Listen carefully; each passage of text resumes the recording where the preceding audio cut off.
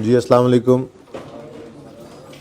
Lecture 77 start करते हैं जी, Kaif 1 FAR 1 का। MCQs IS 8 के हम कर रहे थे और मैंने 11 से ऑनवर्ड्स होमवर्क दिया था। देख लिए थे? समझ में आए थे? ज़रा क्विकली देख लें इनको। Correcting the recording, measurement and disclosure of amount in financial statement as if a prior year error had never occurred. This is ये तो हमने वो correction of prior year error की डेफिनेशन में पढ़ी थी ना, ये वाली बात। तो वो डेफिनेशन पढ़ने से ही एक MCQ हो गया। तो ये प्रायर ईयर एरर की करेक्शन है जिसका हमने नाम रखा था रिट्रोस्पेक्टिव एप्लीकेशन। हाँ, retrospective restatement, A is the correct option. ठीक है जी, सही है। तो देखो वो डेफिनेशन और सिर्फ ये रिट्रोस्पेक्टिव रीस्टेटमेंट और एप्लीकेशन से भी एक MCQ आपका बन रहा है। यहाँ पे रिट्रोस्पेक्टिव एप्लीकेशन करने वाले का आंसर गलत हो जाता है, सही है ना, क्योंकि वो तो पॉलिसी को ऐसे अप्लाई करो as if it always had been applied. ठीक है ना। अच्छा, specific principles, basis, conventions, rules and practices applied in presenting financial statements, this defines. भाई सबसे पहली बात यही पड़ी थी IS 8 के अंदर, अकाउंटिंग पॉलिसी होती क्या है, basis, conventions, rules etcetera for preparing financial statement. तो ये अकाउंटिंग पॉलिसी की डेफिनेशन है, अकाउंटिंग एस्टीमेट नहीं है। अकाउंटिंग एस्टीमेट तो था adjustment in carrying amount of asset और लायबिलिटी और पीरियोडिक कंजम्पशन के अंदर चेंज, याद आ रहा है? वो चेंज इन एस्टीमेट तो वो था। प्रोस्पेक्टिव एप्लीकेशन का तो यहाँ कोई तुक नहीं बनता। प्रोस्पेक्टिव और अकाउंटिंग मेथड भी पता नहीं क्या लिखा हुआ है। अकाउंटिंग पॉलिसी की डेफिनेशन है, हमें याद है, basis, rules, conventions for preparing financial statements. ठीक है। Adjustments of carrying amount of an asset or liability or consumption of asset as a result of change in assessment, this defines change in estimate। बिल्कुल, ये भी हमने definitions, तो definitions reproduction की बजाय इस तरह से MCQs के अंदर आ सकती हैं और वो हमने पढ़ ली थी, 2-3 बार पढ़ी थी, जहन के अंदर बैठी हुई हैं, इतना काफ़ी था। Applying a new policy to a transaction as if that policy had always been applied, this is retrospective restatement। हाँ जी, ये पॉलिसी है, यहाँ पे रीस्टेटमेंट कर देना गलत था। B option is the correct option. ठीक है जी। 15 मैंने करवा दिया था, बोलो। 16वां हो गया था, कोई मसला? आसान था। 17-18 मैंने खुद करवाए थे, करेक्शन करवा दी थी सोल्यूशन की। असल में ये मुझसे रह गया था, ये ओवरलुक कर गया था, वरना तो ICAP के क्वेश्चंस में ICAP ने टैक्स रिमूव कर दिया था। अपने प्रैक्टिस क्वेश्चंस में मैंने 1-2 में टैक्स जिनमें रिमूव हो सकता था वो रिमूव कर दिया था, बाकी सवाल हटा दिए थे। ठीक है ना जी। तो ये MCQ मेरी नज़र से ज़रा गुज़र नहीं सका था, भूल गया था मैं, तो मैंने इसलिए ये लाइन आपने काट देनी है, टैक्स वाली, इग्नोर टैक्सेशन वाला केस है। और मैंने दूसरी एंट्री भी कटवा दी थी और आपको आंसर भी सही करवा दिया था। तो जो मैंने आपके साथ डिस्कस किया था, इन दोनों का आंसर वही है। ठीक है जी। जी, ये 19 मैंने कहा था, ये बिल्कुल वैसा ही है जैसा मोहानी के अंदर हमने वर्किंग की थी। ठीक है ना। Most of entities competitors value their inventory using एफको whereas entity uses FIFO। Value of inventory at 30 सितंबर 13 on FIFO is 2 million, however on एफको इट वुड बी एट। अच्छा, ये ना लिख लेना चाहिए, जैसे मोहानी वाले सवाल के अंदर डाटा लिखा हुआ था ना, तो बड़ी आसानी हो जाए। FIFO पे हैं ये लोग, ऐसे ही है ना, और एफको पे बाकी की, और बाकी की इंडस्ट्री के अंदर जो है वो सारी ऑर्गेनाइजेशन वो एफको पे। ठीक है। तो कहाँ गया? The value of inventory at 30 सितंबर 13, 30 सितंबर 13 पर FIFO बेसिस पर 20 million है और एफको पे अगर ले जाएं तो 18। ठीक है जी। By adopting the same method एफको as its competitor, the inventory at 30 सितंबर 12, चलो अब बाद में आ गए 12 तो खैर है, वॉज रिपोर्टेड एट 15 million, एफको का है 13.4 million। ठीक है जी। अच्छा, अब वो कहता है what will be the effect of change on profit for the year ended 30 सितंबर 13। सिर्फ 13 की बात कर रहा है वो, लेकिन आपको पता है 12 का क्लोजिंग, 13 को ओपनिंग भी बनता है, तो हम तो वही इफेक्ट ऑन प्रॉफिट वाली वर्किंग करेंगे। साल्स कौन कौन से हैं? साल्स 12 और 13। तो पहले बात करते हैं क्लोजिंग ऑफ 12 की, ठीक है जी। क्लोजिंग ऑफ 12 सितंबर 12 वाला, ठीक है ना। अब फाइफो से एवको पे जाना है ना, तो 15 से 13.4 पे लेके जाना है, तो क्लोजिंग स्टॉक ऑफ 12 डिक्रीज हो रहा है 1.6 से। अब अगर 1.6 से ये डिक्रीज हो रहा है तो क्लोजिंग स्टॉक और प्रॉफिट का रिलेशन डायरेक्ट है, तो 12 का क्लोजिंग स्टॉक कम होने से 12 का प्रॉफिट भी कम हो जाएगा बेटा, डायरेक्ट रिलेशन है, डायरेक्ट, ठीक है। और उसके बाद 13 की क्लोजिंग पे जाओ, क्लोजिंग ऑफ सितंबर 13। अब 20 से ले जाना है 18 पर, तो क्लोजिंग स्टॉक क्या हो रहा है, 2 से कम। क्लोजिंग स्टॉक और प्रॉफिट का रिलेशन क्या है, डायरेक्ट। तो क्लोजिंग स्टॉक 13 का कम होगा तो प्रॉफिट भी 13 का 2 से कम हो जाएगा। यहाँ तक को मसला। अगली बात, जो क्लोजिंग ऑफ 12 है वो ओपनिंग ऑफ 13 बनेगा, ठीक है। तो उसको एज इट इज़ मैंने कहा था यहाँ पर लिख लो 1.6 पॉजिटिव साइन के साथ, या अलग लिखना है तो लिख लो, अलग लिखने की भी ज़रूरत नहीं है, ठीक है ना। बस यहाँ पे क्लोजिंग के क्या बनना है अगले साल, ओपनिंग। और क्लोजिंग का रूल ऑपोजिट होता है, ओपनिंग का रूल ऑपोजिट होता है क्लोजिंग के, तो ये माइनस हो रहा था, तो यहाँ पर बस एज इट इज़ 1.6 लिखो साइन डिफरेंट के साथ, ठीक है जी। अब अगर इफेक्ट ऑन प्रॉफिट निकालें तो ये 1.6 आ रहा है और ये 0.4 नेगेटिव, ठीक है जी।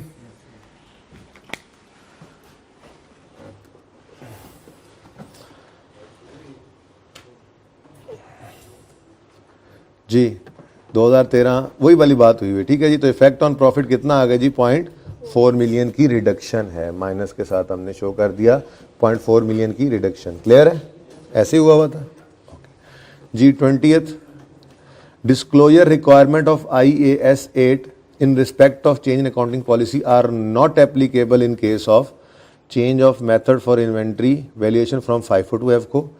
FIFO to EVCO जाएं तो क्या नोट नहीं बनाते चेंज इन पॉलिसी का, बनाते हैं, बनाया था मोहनी वाले सवाल में, ठीक है। बनाया नहीं था, बनाना है अभी, ठीक है, हो सकता है आज अभी बनाए उसको, ठीक है। उसके बाद initial adoption of revision model, नहीं, इस पे तो नहीं नोट बनाया था। फिर change in revenue recognition policy, इस पे नोट बनता है, मैंने कटवा दी थी एग्जाम्पल, लेकिन चेंज इन पॉलिसी ये है, नन ऑफ द अबव तो हो नहीं सकता। तो किस में नहीं बनता जी, बी ऑप्शन में हमने नोट नहीं बनाया था, ठीक है, सही है। और लास्ट है, which of the following would be a change in accounting policy in accordance with IAS 8 accounting policy blah blah blah. ओहो, इसको तो पढ़ना नहीं होता, ये तो भुला देता है कि सवाल क्या हो रहा था, है ना। तो बस इतनी सी बात, परिचय में ऐसे ही ना इन्वर्टेड कॉमास लगा लेने हैं आपने, ओके। अच्छा जी, तो अब कहानी क्या रह गई जी, which of the following would be a change in accounting policy, adjusting residual value amount based on latest information. Residual value adjust यानी बदलो, तो ये चेंज इन पॉलिसी है ना, ये चेंज इन एस्टीमेट होता है भाई। फिर a change in reporting depreciation charges as cost of sale rather than admin, इस पे शक पड़ रहा है, ये पॉलिसी चेंज है। आगे पढ़ लेते हैं। Depreciation charge reducing balance rather than straight line, नहीं, ये तो चेंज इन एस्टीमेट है। Reducing value of inventory from cost to NRV, भाई ये भी change in estimate, change basically ना, ये चेंज इन पॉलिसी नहीं है, हमारी को पॉलिसी नहीं है कि हम इन्वेंट्री को लोअर ऑफ कॉस्ट और NRV पे रखते हैं, या यूँ कह लें, हमारी ये पॉलिसी नहीं है कि हम इन्वेंट्री को कॉस्ट पे रखते हैं या NRV पे रखते हैं, ये कोई हमें ऑप्शन नहीं मिला हुआ, ठीक है ना। अगर पहले साल में हम आज हम क्लोजिंग पे आए, क्लोजिंग डेट पे हमारी इन्वेंट्री की कॉस्ट लोअर थी NRV से, हमने उसको कॉस्ट पे रख लिया। अगले साल जो स्टॉक पड़ा था, कोई हालात ऐसे हुए, स्टॉक के साथ कोई गड़बड़ हो गई या टेक्नोलॉजी बदल गई, हालात बदल गए, एनवायरनमेंट जो है इकोनॉमिक एनवायरनमेंट बदल गया, लीगल एनवायरनमेंट कुछ भी हो गया, हमारी इन्वेंट्री की NRV कॉस्ट से कम हो गई, तो अगले साल हमने NRV पे उसको रखना है। तो ये चेंज इन पॉलिसी तो ना हुई, ठीक है। वो तो रूल ही क्या है, जिसमें से इन दोनों में से जो लोअर हो उस पर आपने स्टॉक को रखना है। तो जब कभी कॉस्ट लोअर होगी कॉस्ट पे पड़ा होगा स्टॉक, जब कभी NRV लोअर होगी तो NRV पड़ा होगा स्टॉक, लेकिन this is not a change in accounting policy, ठीक है ना जी। तो इसका मतलब मेरे ख्याल में तो बस option B is the correct option. Check कर लें सोल्यूशन बुक से, यही है, ओके। चलें जी, ये MCQs ओवर हुए। इस चैप्टर को मैं कर रहा हूँ क्लोज़, लेकिन अभी ये चैप्टर क्लोज़ नहीं हुआ, इसके MCQs क्लोज़ हो गए। अगर नोट्स की बात करें तो एक नज़र इनको भी देख लेना चाहिए। पेज 1 हो गया तो ज़रा नज़र मारते हैं प्लीज़। जो भी चैप्टर कंप्लीट हुआ करें ना भाई, ICAP की स्टडी टेक्स्ट से उसको एक नज़र तसल्ली कर लिया करें कि हमने वो सब कुछ पढ़ लिया है।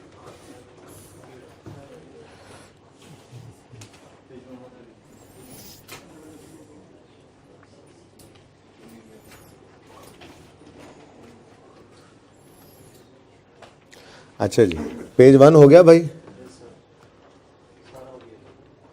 सारा हो गया। पेज 2 चेन अकाउंटिंग पॉलिसी, इसमें कोई चीज़ रहती हो तो बताएं। ओके, पेज 3 इसमें कोई चीज़ रहती है तो बताएं। बोलें बोलें बोलें बोलें, देखते आए। पेज 4 इस टॉपिक का, पेज 5 अदर एस्पेक्ट्स के अलावा बाकी सब हो गया। चलो अदर एस्पेक्ट्स को एक बार पढ़ लेते हैं, इसमें क्या बात है। मटेरियल किसे कहते हैं जी? वो कहता है जी ओमिशन और मिस स्टेटमेंट ऑफ आइटम। देखें, मटेरियल कहते हैं एक ऐसी अमाउंट को जिसका छुप जाना या गलत हो जाना ये यूज़र के डिसीजन को बदल दे। यानी अगर वो फिगर ओमिट ना हुई होती, मिस ना हुई होती और फाइनेंशियल स्टेटमेंट्स में नज़र आती तो यूज़र का डिसीजन कुछ और होता, या वो फिगर ओमिट नहीं हुई, लिख तो दी लेकिन मिस स्टेट हो गई, गलत फिगर आ गई, और वो अगर सही होती तो यूज़र का डिसीजन और होता। उस फिगर की, गलत फिगर को देखने के बाद उसका डिसीजन और है। तो ऐसी अमाउंट जिसकी मिस स्टेटमेंट या ओमिशन यूज़र के फाइनेंशियल डिसीजन को बदल दे, उसको हम कहते हैं ये मटेरियल अमाउंट है। ठीक है ना। जो छोटी मोटी अमाउंट मटेरियल कौन सी नहीं होती, जिससे कोई फ़र्क नहीं पड़ता यूज़र के डिसीजन को। ठीक है, तो जिस फिगर, जिस अमाउंट की मिस स्टेटमेंट या ओमिशन यूज़र के डिसीजन को बदल दे, उसे हम कहते हैं ये मटेरियल अमाउंट है। ठीक है। ओमिशन और misstatement of items are material if they could individually और collectively influence the economic decision of users. Materiality depends on the size and nature of omission or misstatement judged in surrounding circumstances. The size or nature of item or a combination of be the determining factor. ठीक है ना जी। बहरहाल बात सिर्फ इतनी सी थी जो आपको याद रखनी है। ओमिशन और मिस स्टेटमेंट क्या है जी? जिसकी ओमिशन और मिस स्टेटमेंट क्या है जी? कि उस चीज़ से का गायब हो जाना यूज़र के इकोनॉमिक डिसीजन को इन्फ्लुएंस कर दे, इफेक्ट कर दे। ठीक है, तो वो क्या है? मटेरियल अमाउंट कहलाएगी। मैंने आपको पर्चे के लिए एक बात बता दी थी कि आपने पर्चे में बैठ के मटेरियलिटी खुद से डिटरमिन नहीं करनी। ठीक है ना। पर्चे में जो एरर दे दी उसने प्रायर ईयर, आपने उसको मटेरियल ही समझते हुए आपने वो सारा काम करना है जो प्रायर ईयर एरर की, यानी रिट्रोस्पेक्टिव रीस्टेटमेंट भी करनी है और डिस्क्लोजर भी देना होगा। ठीक है। अच्छा, उसके बाद लिमिटेशन ऑन रिट्रोस्पेक्टिव रीस्टेटमेंट या application. It might B impracticable to retrospectively apply an accounting policy or correct an error. Impracticable क्या होता है जी? Applying a requirement, applying a requirement is impracticable when the entity cannot apply it after making every reasonable effort to do so. For a particular prior period, it is impracticable if effect of retrospective application or restatement are not determinable. Retrospective application or restatement requires assumptions about what management's intent would have been in that period, or the retrospective application or restatement requires significant estimates of amounts. ठीक है जी। वो कहता है जी impracticability की वजह एक छोटी सी तो हमने वैसे ही वहाँ पढ़ ली थी, अनअवेलेबिलिटी ऑफ रिकॉर्ड्स, रिकॉर्ड ही नहीं है। उसके अलावा भी तो impracticability हो सकती है। वो impracticability क्या हो सकती है कि जी जो रिट्रोस्पेक्टिव एप्लीकेशन या रीस्टेटमेंट है उसके इफेक्ट्स ही डिटर्मिनेबल नहीं है। तो वही बात हो गई ना, समझो जैसे डाटा अवेलेबल नहीं है। ठीक है, ये तो उससे मिलती जुलती बात होगी। फिर वो कहता है कि जी असल में ये मसला है कि हम रिट्रोस्पेक्टिवली अप्लाई करें या रिट्रोस्पेक्टिवली रीस्टेट करें तो उस वक्त मैनेजमेंट की क्या अजम्पशंस होती ये भी पता होना ज़रूरी है। वो हमें पता नहीं है उस वक्त मैनेजमेंट की क्या अजम्पशंस मैनेजमेंट ने उस वक्त ली थी या उस वक्त लेनी थी। ठीक है ना। Requires assumption about what management's intent would have been in that period. अब वो आज खड़े होकर मैनेजमेंट की वो अजम्पशंस को हमें पता नहीं लग रहा, तो ये भी इम्प्रैक्टिकेबिलिटी की एग्जांपल है। या वो जो हम रिट्रोस्पेक्टिव एप्लीकेशन या रीस्टेटमेंट करने लगे हैं, इसमें सिग्निफिकेंट एस्टीमेट्स, अंदाजे बहुत ज़्यादा लगाने पड़ रहे हैं, वो लगा नहीं पा रहे हैं, तो इम्प्रैक्टिकेबिलिटी आ सकती है। ठीक है, there are different degrees of impracticability. Prior specific effect, मिसाल के तौर पे वो कहता है जी कि हमने एक साल के अंदर डेप्रीसिएशन को गलत चार्ज कर दिया, उसके अलावा बाकी साल के अंदर कोई मसला नहीं हुआ। ठीक है, तो वो सिर्फ उस स्पेसिफिक ईयर के साथ, ये चलो यूं कर लो एग्जांपल कि आपने एक रिपेयर एक्सपेंस को रॉन्गली कैपिटलाइज कर दिया। ठीक है, अब एक तो आपने उसका इम्पैक्ट सही कर दिया, जिस साल में वो रिपेयर रिकॉर्ड होनी थी गलती से एसेट रिकॉर्ड कर लिया था, तो रिपेयर डेबिट करके एसेट क्रेडिट कर दिया। ये तो उस पीरियड से स्पेसिफिक गलती सही हो गई, लेकिन मसला क्या था, ये फिक्स एसेट था, इसकी डेप्रिसिएशन का भी मसला था, तो उस साल से लेके आज तक हर साल के अंदर उसकी डेप्रिसिएशन का भी इम्पैक्ट पड़ गया हम पे। ठीक है, तो एक है प्रायर स्पेसिफिक इफेक्ट और दूसरा है cumulative effect. Prior specific effect क्या कहता है, it might be impracticable to determine the effect of changing accounting policy or comparative information for one or more periods presented. In this case, a company must apply new policy to the carrying amount of asset liabilities as at beginning of earliest period. वही वाली बातें ज़रा लंबी लंबी करके लिखी हुई हैं जी, ठीक है ना। और क्यूमुलेटिव इफेक्ट भी इसी तरह सही है। प्रोफेशनल जजमेंट क्या है, professional judgment should be based on standards and interpretations. या देखें, हमने कहा था कि अगर आपको कोई चीज़ सामने आ जाए तो आप उसका रेलेवेंट आईएफआरएस पकड़ो, अगर रेलेवेंट आईएफआरएस नहीं है तो फिर इस ऑर्डर में चलो, क्या सिमिलर आईएफआरएस की तरफ जाओ, नहीं है तो फिर फ्रेमवर्क की तरफ जाओ, और आप किसी और बॉडी के स्टैंडर्ड्स भी यूज़ कर सकते हैं। अब ये जो फ्रेमवर्क की तरफ जाना है, इसमें आपको जजमेंट अप्लाई करनी पड़ती है। जजमेंट तो हर जगह ही अप्लाई करनी पड़ती है। खैर, आपके सामने एक आइटम आया, आपने कहा हाँ ये IS 40 में क्लासीफाई होगा, ये भी तो आपकी जजमेंट ही थी, ठीक है ना। लेकिन उससे भी आगे बात यह है कि जब फ्रेमवर्क में जाओगे, कोई ऐसा आइटम आ जाए जिसके साथ कोई स्टैंडर्ड कोई स्टैंडर्ड अवेलेबल ही नहीं है जिससे रिलेटेड, तो फिर आपको अपनी जजमेंट लगाकर वो बचपन वाली बातों को सामने रखते हुए कि इसकी नेचर क्या है, ये जी एसेट लग रहा है या लायबिलिटी लग रही है, ठीक है, नहीं ये एक्सपेंस की नेचर है या इनकम की नेचर है, ये एक साल में आना चाहिए या कई साल में बांटना चाहिए, वगैरह वगैरह। ये सारी बातें आपको वो जो बेसिक के अंदर बचपन में पढ़ी होती हैं, वो जजमेंट अपनी अप्लाई करके उसको देखना पड़ता है। ठीक है जी।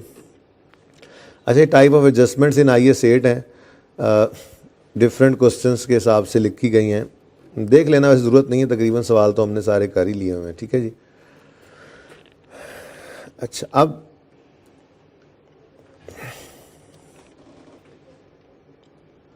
प्रैक्टिस क्वेश्चंस की बात अगर करें तो हम प्रैक्टिस क्वेश्चंस में से क्वेश्चन नंबर 1 को कर चुके हैं। ये हमारा बेसिक क्वेश्चन था, इसको मैंने 3-4 बार 2 दिन में मैंने करवाया था, 3-4 बार आपसे कहा था करो कम अज़ कम, क्योंकि इस सवाल ने फिर ये सवाल रेफ़र होता रहा था।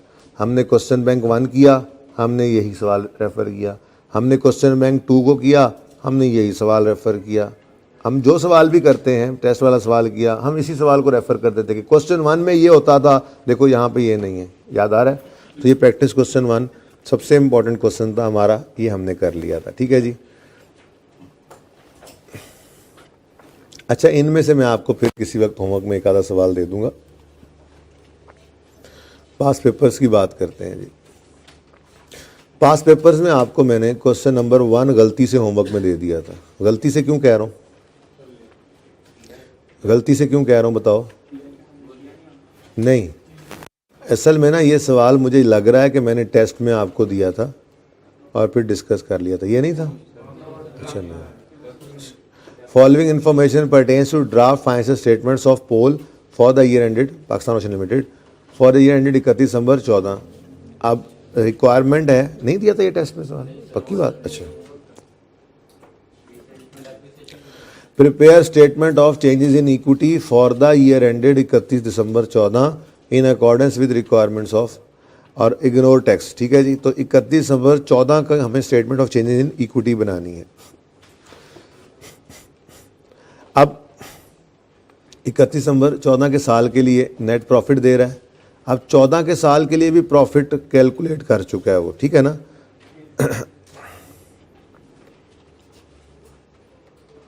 ये 14 का साल जो है, ये 14 का साल अनऑडिटेड है, ये ड्राफ्ट है, ठीक है, और 13 का साल ऑडिटेड होगा क्योंकि हम 14 में मौजूद हैं, ठीक है। अच्छा, अब ये प्रॉफिट्स दे दिए उसने, इंक्रीमेंटल डेप्रिसिएशन भी दे दी उसने, real surplus arose during the year भी दे दिया उसने, ठीक है।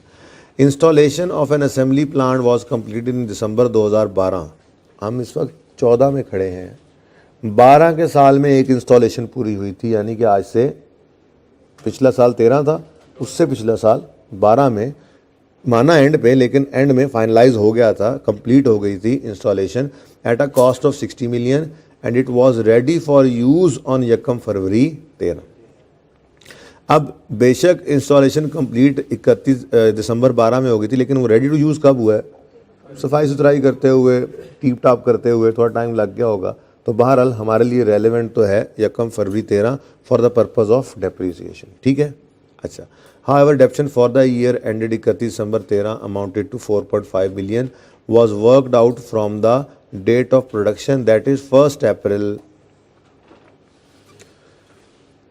असल में ना वो वही वाली बात आ गई जिसे आपको बचपन में सिखाया जाता है कि अगर एक एसेट यकम जनवरी 13 और 31 दिसंबर 13 है ना, जिस साल की गलती की बात कर रहा है, ठीक है, एसेट इधर रेडी टू यूज़ हो गया,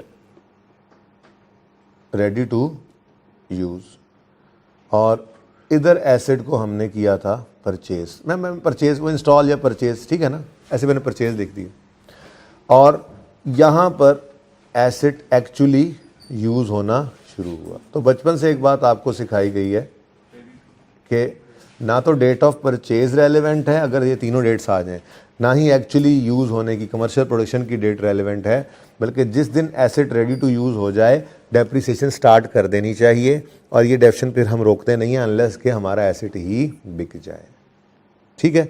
अब सवाल में वो क्या कह रहा है, सवाल में वो कह रहा है कि यकम फरवरी 13 को एसेट रेडी टू यूज़ हो गया था, ठीक है जी, लेकिन उसकी डेप्रिसिएशन स्टार्ट कब कर रहे हैं? ये तो गलत है, ठीक है। अच्छा, वो कह रहा है मिस्टेक वॉज, अच्छा ये तो गलती पे गलती है ना, ये तो बाद में बात करते हैं, इस बात को तो एंड पे पढ़ेंगे, इस बात को तो एंड पे पढ़ते हैं, पहले तो ये मसला हल कर लें कि डेप्रिसिएशन होनी कितनी चाहिए थी। ओरिजिनल की अगर बात करूं तो मैं डेप्रिसिएशन, ओरिजिनल डेप्रिसिएशन बता दो भाई, कितनी कॉस्ट थी भाई? 60, और रेट शेड कहीं गिवन है? नहीं, उसने सवाल के अंदर बता दिया कि 4.5 की डेप्रिसिएशन हमने निकाली थी, और वर्कआउट कैसे की है? यकम अप्रैल 13 से। कहीं पे सवाल के अंदर डेप्रिसिएशन गिवन नहीं है, लेकिन ये तो बता दिया ना उसने कि ये डेप्रिसिएशन जो मैंने निकाली है, जो रॉन्ग डेप्रिसिएशन उन्होंने निकाली है, ये रॉन्ग डेप्रिसिएशन कैसे निकाली है जी? 60 इंटू X% इंटू अप्रैल में, देखो अप्रैल से कितने महीने? 9/12, ठीक है। तो मुझे इस परसेंटेज के लिए डेप्रिसिएशन भी बता दी उसने 4.5, ठीक है। 60 इंटू X बता दिया, नहीं बताया उसने, ये तो नहीं बताया हुआ था, ठीक है ना, हमारे पास रेट नहीं था, रेट होता तो फिर क्या मसला था, ठीक है। इंटू 9/12, X के लिए मुझे ये इक्वेशन ज़रा, इक्वेशन रॉन्ग डेप्रिसिएशन तो ये है मैंने माना, लेकिन मैं करेक्ट डेप्रिसिएशन भी तो निकालना चाह रहा हूँ ना, ठीक है। X के लिए मुझे ये 10% आ गया, लो कमाल नहीं हो गया, यानी 10% चेक कर लेते हैं, चेक करने में क्या हर्ज है? 60 इंटू 10% पूरे साल की डेप्रिसिएशन इंटू 9/12 कितना आ रहा है? असल ये कहानी थी, बात समझ गए, ठीक है। तो 10% वॉज द डेप्रिसिएशन रेट, सवाल में ये मिसिंग था। अब ये रॉन्ग डेप्रिसिएशन वो चार्ज कर चुका है, हम कहते हैं जी असल में डेप्रिसिएशन पता है क्या होनी चाहिए थी? असल में तो डेप्रिसिएशन होनी चाहिए थी 60 इंटू 10% इंटू 11/12, यकम फरवरी से शुरू करनी थी, क्या बनता है बोलो?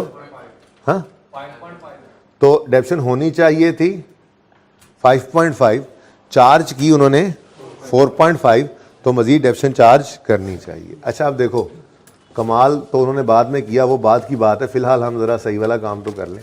13 और 14 ऐसे ही है। 13 में डेप्रीसिएशन 4.5 उन्होंने चार्ज की, ठीक है, और होनी चाहिए थी 13 में डेप्रीसिएशन 5.5 चार्ज। इससे मुत्तफिक हो? इसका मतलब 1 रुपये से डेप्रीसिएशन कम चार्ज हुई है तो बढ़ा लो, डेप्रिसिएशन बढ़ाने की entry, depreciation expense debit, accumulated depreciation या एसेट ही कह लो। एसेट का नाम क्या है? ये पीपीई का नाम यूज़ कर रहा है सवाल के अंदर, ठीक है, तो हम पीपीई ही यूज़ कर लेते हैं, ठीक है। वैसे है क्या ये प्लांट है? प्लांट कह दो या पीपीई कह दो, डायरेक्ट ही कर लो। इस टॉपिक के अंदर ज़रा आसानी होती है हमें एंट्रीज को फिर पोस्ट करने में। कितना जी? 1 रुपया। अच्छा, ये तो अब था कि गलती को हम सही करते 13 में ही जाकर, मतलब 13 में जाते नहीं है, लेकिन सवाल को पैरों पे खड़ा करने के लिए हम 13 में ही एंट्री करते हैं। वो अलग बात है कि अगर हम इस वक्त 15 में खड़े हों तो 13 वाली गलती को ओपनिंग में सही करते हैं, लेकिन हम खड़े 14 में हैं। चलो, 2 साल की चेंज इन इक्विटी बना करती है, 2 साल का प्रॉफिट एंड लॉस बनता है, तो ये गलती वहाँ पे सही करनी थी। लेकिन उन्होंने क्या किया? उन्होंने तो कमाल ही कर दिया। The mistake was corrected. तभी मैं कहता होता हूँ कि अल्लाह करे गलती करके सवाल के अंदर अकाउंटेंट से सही ना करे। सिर्फ गलती कर देना तो हम सही कर लेते हैं, पर जब वो गलती को सही करने में कोई ऐसी गड़बड़ कर देना तो बड़ा मसला हो जाता है। क्या कह रहा है? The mistake was corrected. आप बड़े खुश हुए, लो जी मिस्टेक करेक्ट हो गई, उन्हें इग्नोर करना है। आगे पढ़ो। Bye adjusting the profit and loss for the year 31 December 14।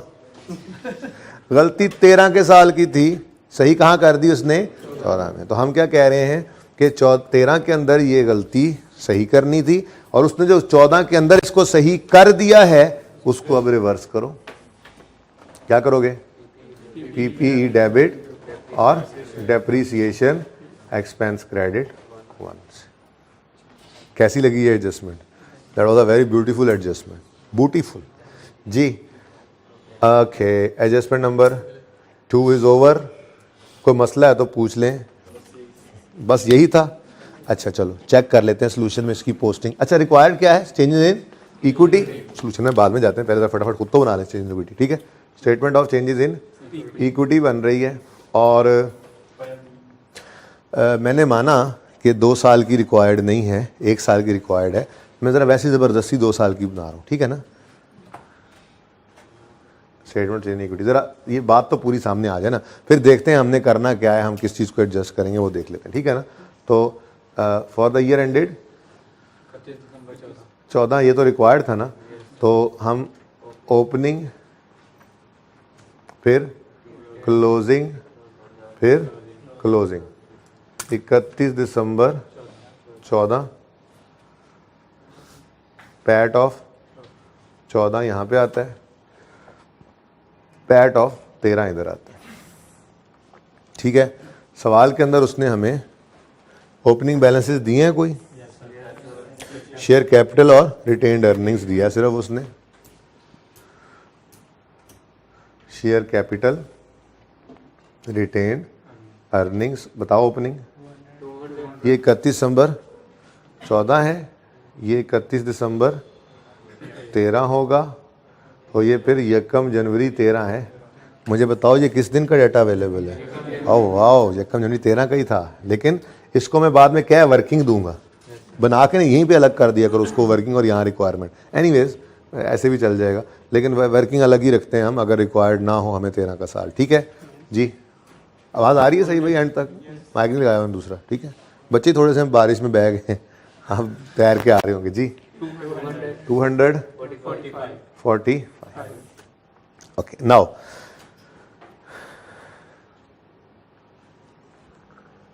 Data बिल्कुल प्रैक्टिस क्वेश्चन 1 की तरह से गिवन है। ये ऑडिटेड और ये ड्राफ्ट। नेट प्रॉफिट 13 का 52, 14 का 78, 13 का 52, 14 का 78, ये गलत प्रॉफिट्स हो गए, ठीक है जी। उसके बाद इंक्रीमेंटल डेप्शन भी देख लेते हैं, रियल सरप्लस अरोज को भी बाद में देख लेते हैं, फिलहाल सिर्फ मैं प्रॉफिट को सही कर रहा हूँ। अच्छा जी, अब 13 के साल की गलती 13 में सही करेंगे, 14 के साल की गलती 14 में सही करेंगे। तो 13 के साल की गलती 13 में सही करो। एक्सपेंस क्या हो रहा है? बढ़ रहा है। एक्सपेंस के बढ़ने से प्रॉफिट कम हो जाएगा। फिक्स पीपी हम बैलेंस शीट बना रहे वरना पीपी को भी क्रेडिट कर लेते, ठीक है ना, लेकिन फिलहाल तो हम सिर्फ इसको देख रहे हैं। फिर 14 के साल की गलती, वो जो उन्होंने यहाँ सही कर दिया था, डेप्शन को चार्ज कर दिया था, उसको क्या किया हमने, रिवर्स, ठीक है। तो डेप्शन एक्सपेंस क्या हो रहा है जी, क्रेडिट, यानी कम एक्सपेंस के कम होने से प्रॉफिट 1 रुपये से बढ़ जाएगा, ठीक हो गया। उसके बाद 2012 के अंदर कोई सरप्लस होता तो यहाँ पर बैलेंस में बता देता वो 31/12 पे भी कोई सरप्लस है, इसका मतलब आज से पहले कुछ सरप्लस नहीं था। Reverse surplus arose during the year कितना, 13 का 12, तो एक नया कॉलम यहाँ पे इंसर्ट किया हमने रिवैल्यूएशन सरप्लस का। मैं कह सकता हूँ यहाँ ओपनिंग 0 है, ओके, और यहाँ पर कितना अरोज हुआ, 12 का, लेकिन जैसे ही मैंने पैड के आगे 12 लिखा, अब मुझे मजबूरन क्या करना पड़ेगा, इस पैड को काट के TCI लिख देना है, बस और कुछ भी नहीं करना, ठीक है ना, और सही है।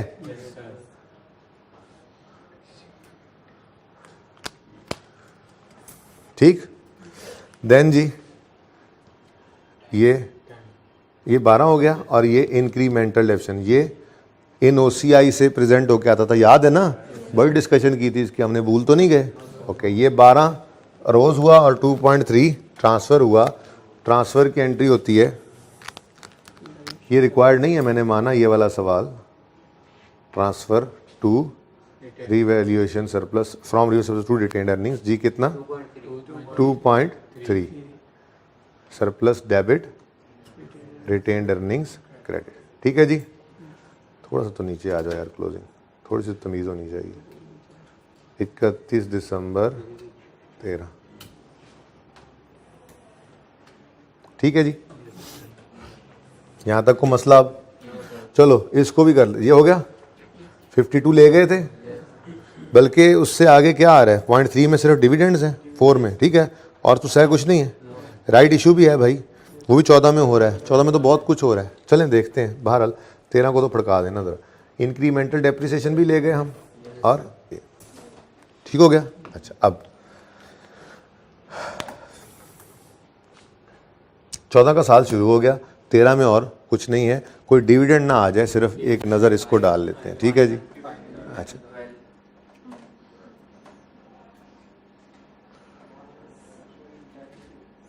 मैं तो कहता हूँ ज़रा अगले वाले ना, ये ऊपर वाला ज़रा, ताकि फिर ऊपर ये सारा ही कर लेते हैं इसको, ठीक है ना, ताकि फिर मैं इसको जब ले जाऊँ ना नीचे तो फिर इसको ज़रूरत ना पड़े इस 0.1 की, ठीक है ना। तो ये फिगर्स भी ज़रा ले जाते हैं हम।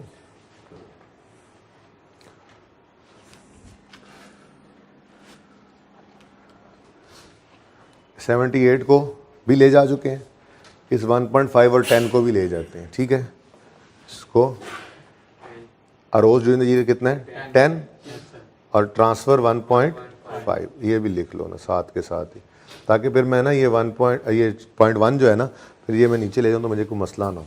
ये बात समझ आ रही है भाई, ट्रांसफ़र टू रिटेन्ड अर्निंग्स, ठीक है जी।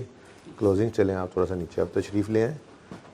31 दिसंबर 14, ठीक, सही है। चलिए अब 0.1 को हम सेफली आगे लेकर जा सकते हैं।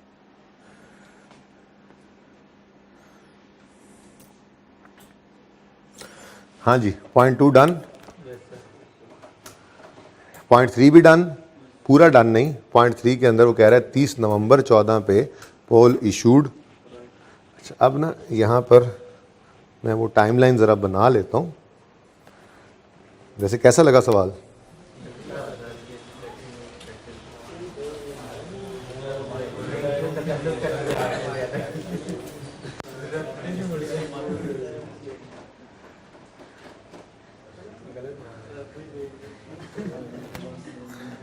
किस दिन शेयर्स इशू हो रहे हैं, राइट इशू किस दिन हो रहा है जी, 30 नवंबर को। अक्टूबर, नवंबर, दिसंबर, यहाँ पे राइट इशू हो रहा है, इसको लिख लेना ताकि मिक्स ना हो बाद में, ठीक हो गया। अच्छा, फिर वर्किंग भी कर लेंगे। कैश और बोनस डिक्लेयर्ड या paid during last 3 years they दिए उसने, लेकिन हमारे लिए तो रेलेवेंट मैक्सिमम कौन से साल हैं, 13 और 14, वो भी 13 मैंने ज़बरदस्ती बनाया हुआ है, ठीक है। तो 2013 और 2014, 13 में मैक्सिमम क्या आ सकता है, फाइनल ऑफ 12 और इंटरिम ऑफ 13, 14 में फाइनल ऑफ 13 इंटरिम ऑफ 14, 1 2 3 और 4। शुरू करते हैं फिर, ठीक है। फाइनल ऑफ 12 नंबर 1 है, ठीक है। फाइनल ऑफ 13 नंबर 3 है। फाइनल ऑफ 14 हमारी लिस्ट में नहीं आ रहा, हमारी लिस्ट में नहीं आ रहा, ओके। आगे बढ़ते हैं। इंटरिम ऑफ 12 हमारी लिस्ट में नहीं आ रहा। इंटरिम ऑफ 13 यहां कहीं था, नंबर 2। इंटरिम ऑफ 14 ये भी हमारे पास है, ठीक है। बात समझ गए। तो ये चारों ही आ रहे हैं, इनमें 1 और 2 यहां पे आने। अब यहाँ पे कैसे आने हैं ये तो अब मैं देखता हूँ, ठीक है। नहीं नहीं, यहाँ पे थोड़ा सा इसको ऊपर ले आते हैं। SOCIE for the year ended 31 दिसंबर। वैसे दिल नहीं कर रहा था सवाल करने के, लेकिन होता चला गया, कहते हैं ना, कारवां बढ़ता गया।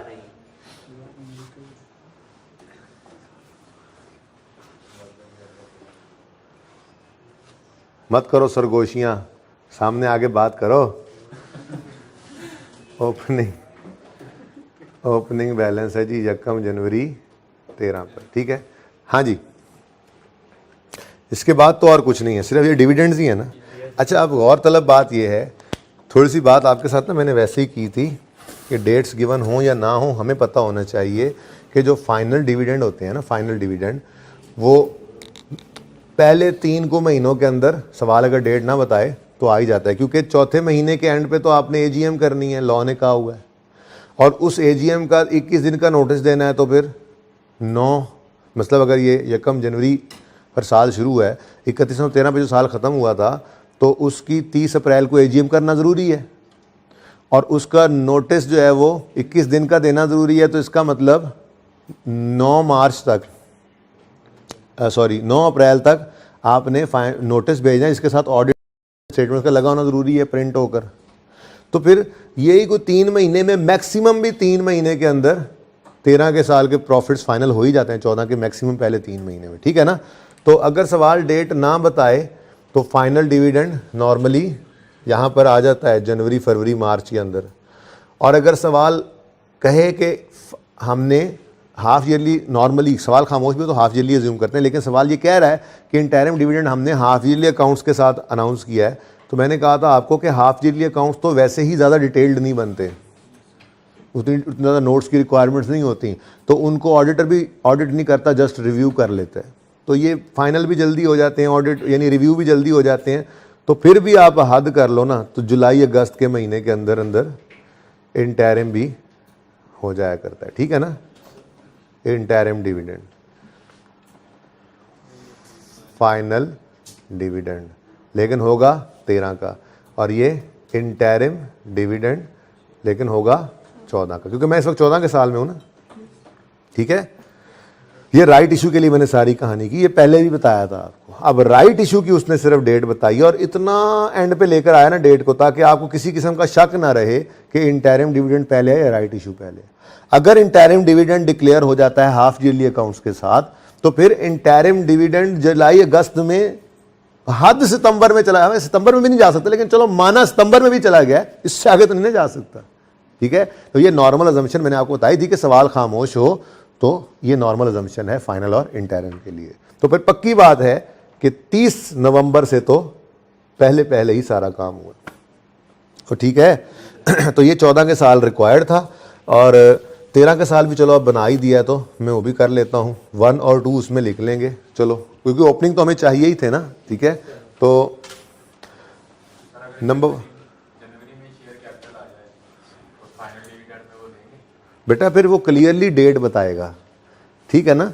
जनवरी कहाँ, यहाँ, हाँ यहाँ पे राइट इशू आ जाए तो फिर उसको क्लियरली डेट बतानी पड़ेगी कि पहले राइट इशू हुआ और फिर डिविडेंड आया, या पहले डिविडेंड आया और फिर राइट इशू हुआ, ठीक है ना। तो सवाल खामोश, वैसे सवाल खामोश नहीं, उसने डेट बता दिया ना, तो जिस बारे में खामोश है वो नॉर्मल अजम्पशन है। तो ना इससे परेशान हो, सवाल पहली नहीं बुझवाएगा, ये काफ़ी पहली है जो मैंने बुझवाई हुई है ऑलरेडी, आपसे पता है आपको, ठीक है ना। अगर ऐसी कोई बात हो, आप कहो जी ये राइट इशू यहाँ हुआ है जी, वो कह रहा है जी राइट इशू जुलाई अगस्त में हुआ है, अब आप कह रहे हैं जी इंटरिम डिविडेंड भी जुलाई अगस्त में, तो पहले क्या हुआ, अगर ऐसी सिचुएशन में सवाल लेके जाएगा तो वो बताएगा आपको, फिर क्लियरली डेट्स बताएगा, इस दिन डिविडेंड है, इस दिन राइट इशू है, ठीक है, ओके। चलो जी जरा अब चलते हैं। नंबर 1 फाइनल डिविडेंड है और बोनस है, ऐसा ही है। फाइनल डिविडेंड ऑफ हाँ ऑफ 12, और है कौन सा, बोनस, सर्फ एक्सेल नहीं है, बोनस है। परसेंटेज है 15, और हम लेटेस्ट शेयर कैपिटल 200 नजर आ रहा है, उस पर ही ये परसेंटेज लगाया करते हैं। 15% क्या आ गया, 30 की एंट्री बोलो, रीवैल्यू है, रिटेन्ड अर्निंग्स डेबिट और शेयर कैपिटल क्रेडिट, ठीक हो गया, दिस इज डन। अब देखो ना, ये नंबरिंग करने का फायदा क्या है, हमें ये पता है कि 1 और 2 इस ऊपर के हिस्से में आने हैं रिटेन्ड ये चेंज इन इक्विटी के, और 3 और 4 ने नीचे के हिस्से में आना है, ठीक है ना। अच्छा तो 1 आ गया जी, 2 भी देखो ना, सुकून हो गया, एक बार डेट्स लिख लिया, अब गलती के चांस ही कोई नहीं, डेट्स लिख लिया, ध्यान से देख के अपनी लिस्ट बनाओ, उस हिसाब से डेट्स लगा लो, 1 मिनट का काम रह गया। फिर इंटरिम डिविडेंड कैश दे रहे हैं 20%, तो इंटरिम डिविडेंड है, इंटरिम डिविडेंड ऑफ 13 है, और कौन सा है, कैश। लेकिन इधर देखो ये 200 प्लस 30 हो चुका है, यानी 230 का 20% लेना है आपने, ठीक है जी। कितना आ गया, माजर जरा आ गया ये जी, 40। एंट्री बोलो, डिविडेंड डेबिट यानी रिटेन्ड अर्निंग, डेबिट और डिविडेंड पेएबल क्रेडिट, क्योंकि ये कौन सा डिविडेंड है, कैश, ठीक हो गया। अब देखो भाई, पॉइंट नंबर 1 भी हम कर चुके 13 के लिए, पॉइंट 2 भी 13 के लिए कर चुके, पॉइंट 3 भी 13 के लिए कर चुके। 13 में तो पॉइंट 3 है ही नहीं ना, ये राइट इशू तो इधर आ रहा है, ठीक है ना, तो 13 क्लोज हो जाता है अब, ठीक है।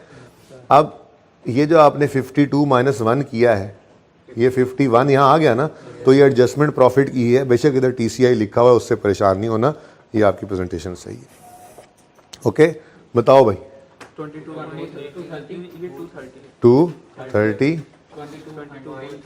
22.3 9.7, ठीक हो गया जी। अब अगले साल के लिए भी ऊपर वाला पॉइंट 1 मैंने इसीलिए पहले ही पोस्ट कर दिया था, ताकि दोबारा सवाल को मुझे मूव ना करना पड़े, ठीक है ना।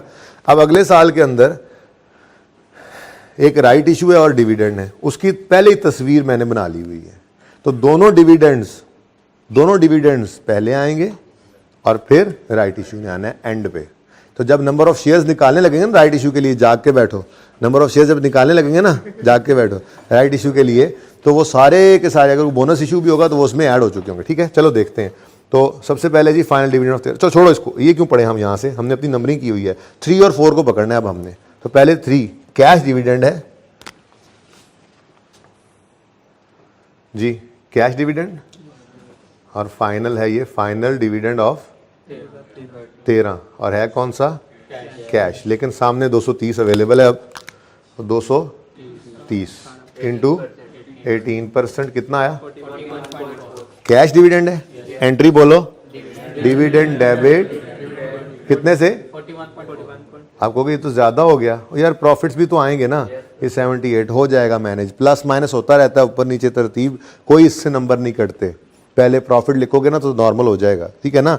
हाँ क्लोजिंग तो जाते जाते नेगेटिव, अच्छा हो भी जाए नेगेटिव तो वैसे वो प्रॉफिट्स की वजह से होता है, अर्निंग्स की वजह से नहीं होता, यानी डिविडेंड की वजह से नहीं होता। बहरहाल प्रॉफिट्स मौजूद हैं। यहाँ पे देखो ना, जब इसने सही होना है, यहाँ पे कितना आना है 70, तो ओपनिंग प्लस 79, तो इस काबिल है ना कि 41 हो सके, वो मैं लिखा नहीं हुआ था बस मैंने, ठीक है। इसलिए कोई तरतीब ज़रूरी नहीं है, बस कर दो काम, पता है आपको सही जा रहे हो आप। अच्छा 41.4 से रिटेन्ड अर्निंग्स डेबिट और डिविडेंड पेएबल क्रेडिट।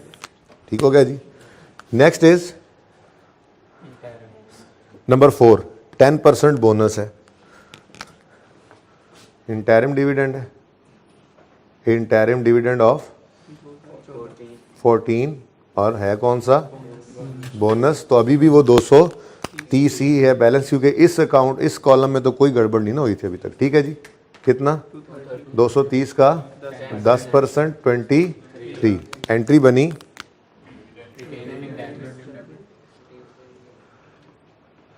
जी 23 से रिटेन्ड अर्निंग्स डेबिट और शेयर कैपिटल क्रेडिट। ठीक हो गया जी, सही है। अब आखिरी चीज क्या रहेगी जी, राइट इशू।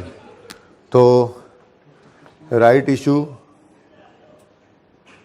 की हम वर्किंग कर लेते हैं। पहली वर्किंग नहीं, पहली वर्किंग तो ये की थी हमने, वर्किंग 1, इसको फिर वर्किंग 2 कह लो।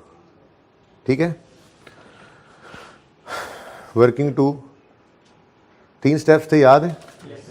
हाँ, number of shares before, immediately before right issue. तो रुपीज, ये रुपीज में चल रहा है ना, रुपीज इन मिलियन में, रुपीज इन मिलियन में, ठीक है ना। तो 230 प्लस 23, ये भी रुपीज में ही था ना, प्लस रुपीज 23, तो ये रुपीज 253 मिलियन का शेयर कैपिटल हमारे पास है रुपयों के अंदर अगर बात करें तो। ठीक है, अब फेस वैल्यू कितनी है एक शेयर की, 100 रुपये, तो डिवाइड बाय रुपीज 100 करो, आंसर क्या आया, 2.53 मिलियन शेयर्स। टोटल हमारे पास 2.53 मिलियन शेयर्स हैं already in issue, right issue करने से पहले पहले। ठीक है, अब हमने number of new right shares यानी न्यू शेयर्स निकालने।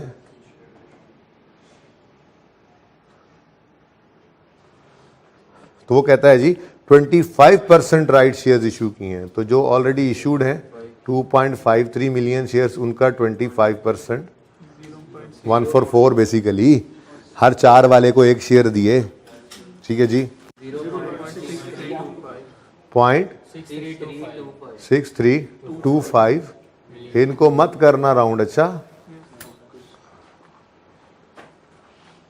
क्योंकि उन्होंने फिर शेयर प्राइस से मल्टीप्लाई होकर फिगर निकाली थी। हाँ, उस फिगर को बेशक राउंड कर लेना फिर एंड में जी।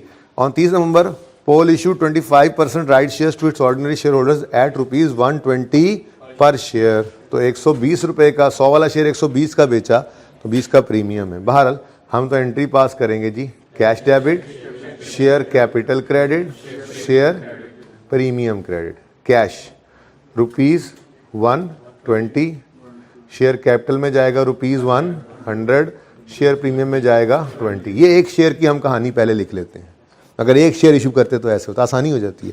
फिर शेयर इशू कितने किए, 0.6325, 0.6325, 0.6325। ठीक है जी, बोलो 75.925,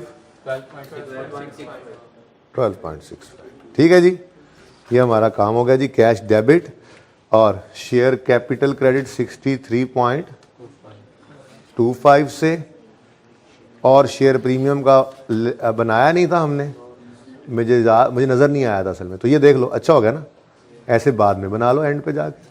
ठीक है, इसलिए कहा था आपको, देखो ना, अब मैंने भी सवाल वैसे गो थ्रू किया था, ये छोटी सी लाइन मुझे नज़र नहीं आई थी नीचे, मुझे लगा शायद ओपनिंग पड़े यहाँ पे। आप तो आराम से पढ़ोगे ना, आपको पता होगा, फिर भी नहीं पता चलता इसी तरह से, तो इसीलिए कहा था कि आप ऐसे बनाओ कॉलम्स के 2 कॉलम की जगह हो, एक कोई आ ना जाए नया और एक टोटल से उसने वैसे एक्सक्लूड कर दिया है, तो वो आपने एक आध कॉलम की जगह तो वैसे छोड़नी ही होती है, तो आ गया कॉलम तो लगा दो शेयर प्रीमियम। ठीक है, तो शेयर कैपिटल 63.25, शेयर प्रीमियम 12.65 आ गया ना शेयर प्रीमियम के अंदर। ठीक है, ये ठीक है जी। कैश तो डेबिट हम कर चुके हैं, ठीक है जी, और सही है। तो ये हमारे पास आ गया, कुछ रह तो नहीं गया, नहीं, कुछ नहीं रह गया। क्लोजिंग बता दो। 316.25 36 316 अच्छा 316 था। 316.25 38.4 18.2 12.65। कितने बच्चों ने इसे अटेम्प्ट किया था घर? सबने किया था, बिल्कुल सही हुआ था। ज़रा सॉल्यूशन चेक कर लें, ज़रा पॉज कीजिएगा जी। जी सॉल्यूशन चेक कर लें। फिगर्स सारी मैच हो गई। चलें, अच्छा जी अब नेक्स्ट क्वेश्चन देखें। चांद पेंट्स लिमिटेड। अच्छा इससे अगला मैंने टेस्ट में दिया हुआ है जी। ये मैंने डैफोडिल दे दिया था टेस्ट में। ये वो डैफोडिल वो सबसे पहला टेस्ट था, इसको डिस्कस भी कर लिया था, ऐसे ही है ना? इसको ज़रूरत नहीं है ना डिस्कस करने की दोबारा अब। अच्छा जी क्वेश्चन नंबर 2 देखें ज़रा, तरतीब से हट के एक सवाल आया। चांद paints is engage in manufacturing of chemical and paints. In 16 it was discovered that certain errors have been made in fine statements of 15. The error was corrected in 16। शायद ये भी गलती है, ये पता नहीं, ये उस तरह की गलती नहीं है जो पिछली गलती थी। दोनों को कंपेयर खुद करना, शायद ये वैसा नहीं है काम। बहरहाल the details are as follows. Sale tax commission discount वगैरह 15 में था इतना, आफ्टर करेक्शन इतना हो गया और 16 में इतना है जो कि ड्राफ्ट चल रहा है, यानी कि डाटा इस तरह से दिया हुआ था इसके अंदर, ठीक है ना? और उसके बाद रिक्वायरमेंट में कहता है करेक्शन ऑफ एरर का नोट बनाओ 16 के साल में और चेंजेस इन इक्विटी भी बनाओ 16 के साल में। 18 नंबर का ये सवाल आया था। ये बड़ी ज़बरदस्त सवाल है, इसको मैं इंशाल्लाह कल करवाऊंगा, लेकिन पहले आप लोग करेंगे, ठीक है ना जी? तो बगैर सोल्यूशन देखे एक बार एक ऑनेस्ट अटेम्प्ट करनी है आपने। नोट में आपको पता है एरर करेक्शन नोट के अंदर आइटम्स अफेक्टिंग SOCI आना है, तो ये सारे आइटम्स उसमें आ रहे होंगे। कमीशन आ गया, ऊपर देखो ना, कॉस्ट ऑफ सेल, ये सब जो आइटम्स हैं उनके, ठीक है जी। फिर सेलिंग, डिस्ट्रीब्यूशन, एडमिन, ये एक लंबी लिस्ट बनेगी नोट के अंदर। तो भाई कुछ चीज़ें तो सही हो ही जाएंगी। हो सकता है 18 में से 10-12 नंबर आपके बगैर सोल्यूशन देख के आ जाए। सोल्यूशन देखो तो ये थोड़ा कॉन्फिडेंस तो नहीं होता। तो पास पेपर 2 आपका आज का पहला होमवर्क है जी बेटा। बेटा वो तो उसने यूँ फ़र्क बताया है ना, ये आपने डिफरेंस लेना होगा। आप जब नोट बनाओगे तो आप क्या कहोगे, 15 के साल में कॉस्ट ऑफ सेल पे क्या इम्पैक्ट पड़ा, वो 44,633 से 44,606 पे जो आई हैं, तो ये डिफरेंस नहीं बताना, इंक्रीज एंड डिक्रीज, इसलिए यूज़ करोगे। देखना ना यार, ट्राई करना। आप अभी से पूछ लोगे तो फिर कल मैंने करवाना तो है सवाल। पास पेपर 1 करवाया है ना, ऐसे ही पास पेपर 2 भी करवाऊंगा। 3 नहीं करवाऊंगा आपको मैं, ठीक है? ज़रूरत नहीं है ना उसके करने की। अच्छा ये हो गया जी। उसके बाद क्वेश्चन बैंक के क्वेश्चंस की बात करें, इसको क्या डेथ पड़ गई।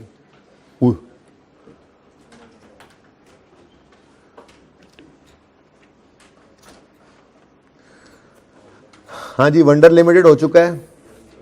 कैश लो के आज मैंने MCQs भी करने हैं थोड़े से डिस्कस। एनीवेज वंडर लिमिटेड में कोई मसला तो नहीं था, खुद करवाया था मैंने। मोहानी लिमिटेड का नोट चेंज इन पॉलिसी का बनाना रहता था, ठीक है? मोहानी लिमिटेड में हमने कोई जर्नल एंट्रीज नहीं की थी, आपको याद होगा। हमने क्या किया था, इफेक्ट ऑन प्रॉफिट ले लिया था, क्लोजिंग स्टॉक का प्रॉफिट इफेक्ट पे ले लिया था, और डेप्रिसिएशन को भी उसी वर्किंग में डाल के एक ही हमने वर्किंग कर ली थी 3 साल की, और बस उन प्रॉफिट्स को ऐड लेस कर दिया था। कुछ याद आ रहा है थोड़ा बहुत? भूल गए तुम भूल गए, आए नहीं थे? आए थे, सवाल किया हुआ है। अच्छा चलो, अच्छा अब इसका जब नोट बनाना है तो मैं ना भाई सोल्यूशन के ऊपर जाऊंगा और सोल्यूशन ओपन कर लूँगा 2 का, ठीक है ना?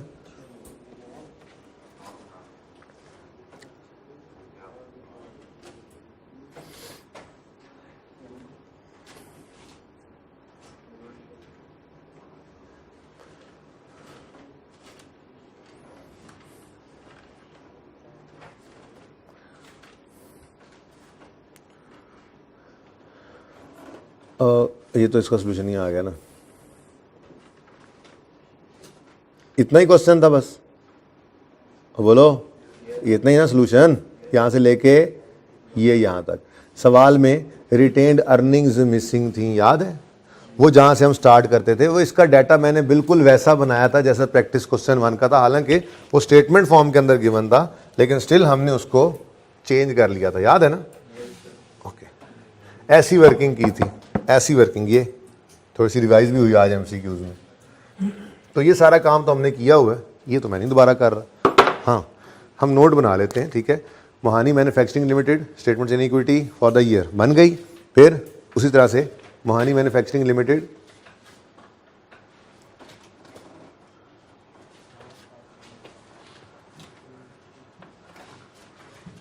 Notes to the financial statements for the year ended 31 दिसंबर 15। हुआ क्या था भाई? एरर था या चेंज इन अकाउंटिंग पॉलिसी थी? चेंज इन अकाउंटिंग पॉलिसी थी भाई। FIFO से एफको पे गए थे।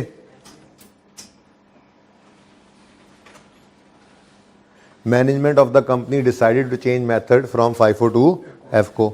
ये तो चेंज इन अकाउंटिंग पॉलिसी है, ठीक है। तो change in policy,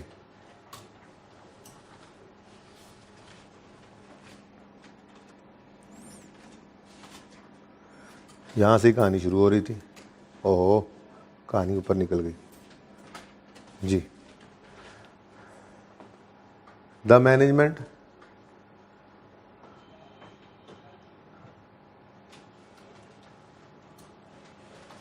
of the company,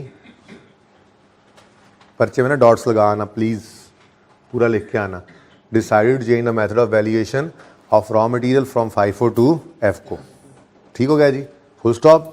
उसके बाद उन्होंने तो ये इन्वेंट्रीज दी है ना, आपने अगली लाइन क्या लिखनी होती थी? The effect of change on relevant line items of financial statements is as follows. अच्छा जी, आर एज फॉलोज।